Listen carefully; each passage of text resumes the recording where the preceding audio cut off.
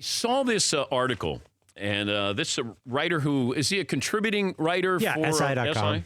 Jay Jaffe. Okay, Jay Jaffe, and he, I've been talking about the Hall of Fame, the aftershocks here with the World Series with Justin Verlander, some of the other players who have played in the World Series, in the playoffs.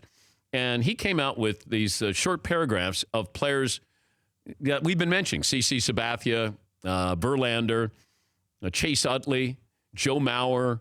There's like 7 or 8 of these players. And I was surprised at some of the opinions he had about them being Hall of Famers. Some are Hall of Famers right now. Some are future Hall of Famers. Some still have a little work left to do. Yeah, McLevin. Carlos Beltran, we were all arguing about. Yeah. Nothing spectacular about him. It's like he had that big series with the Astros, got paid by the Cardinals. He's played a lot of playoff games.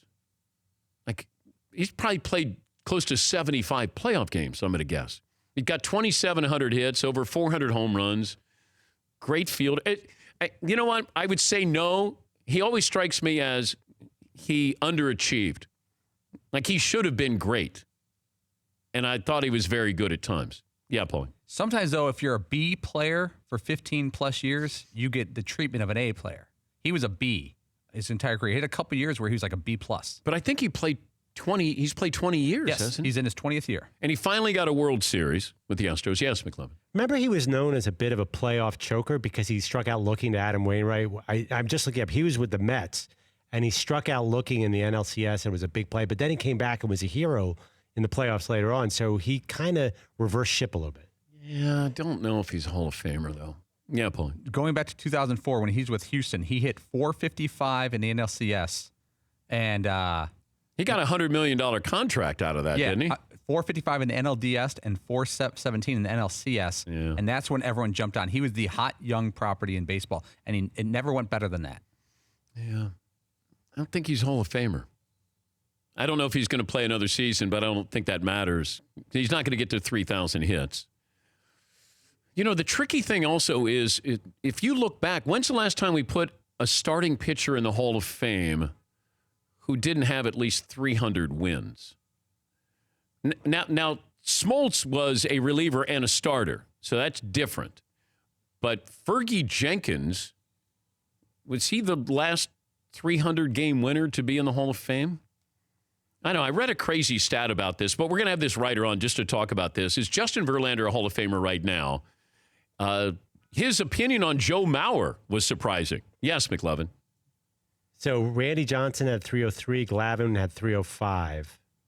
So, yeah, those are the only guys who snuck in recently, I believe. Is Fergie Jenkins the last pitcher who didn't win 300? Who didn't? Yeah, he's at 1991.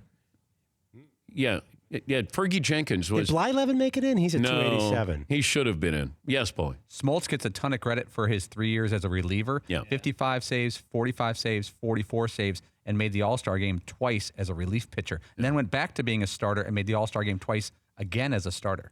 That really boosted his career. But he didn't come close to 300 wins. No, he only had 213 wins. Yeah. But 3.33 ERA, very good postseason, 15-4. John Smoltz. Yeah, definitely. And because of that, a Hall of Famer. He was a better big game pitcher than the other two guys who won 300 games. I hesitate to bring this up, but I've always leaned towards Smoltz's career over Maddox's. Really? Yeah, because as Maddox was just the postseason part of it. That means a lot. I mean, Maddox won, 354, something crazy like that? He won 4 straight Cy Youngs. Yeah. And there was a point where he was the best pitcher in baseball. Clemens was almost nipping at his heels. There's almost a feeling of Kershaw and Maddox come postseason time. And, hitters would say, if we get to see you twice in the same go-round, it's such a big advantage for us, even as great as those pitchers are. And I always liken Maddox to sort of Peyton Manning. Unbelievable regular season.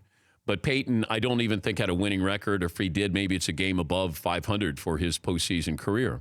But the greatest regular season, I don't know if somebody wants that designation.